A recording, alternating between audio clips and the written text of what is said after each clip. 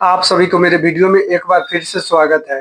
टुनटुन यादव के लोकगीत king versus queen, ये गाना देखिए यूट्यूब पर अलग ही तहलका मचा रखा है।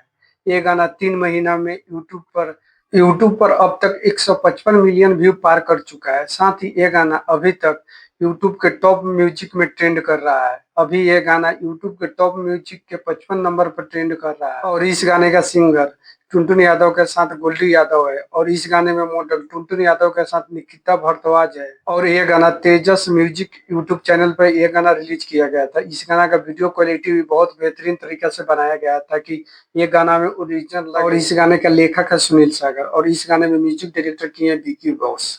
अगर आप मेरा ये वीडियो अगर फेसबुक पेज पर देख रहे हैं तो मेरा पेज का फॉलो कर लीजिएगा और आपका ये वीडियो कैसा लगता है कमेंट में जरूर बताइएगा। अगर आप मेरा वीडियो आप सभी को अच्छा लगता है तो अपने दोस्तों के पास जरूर शेयर कीजिएगा।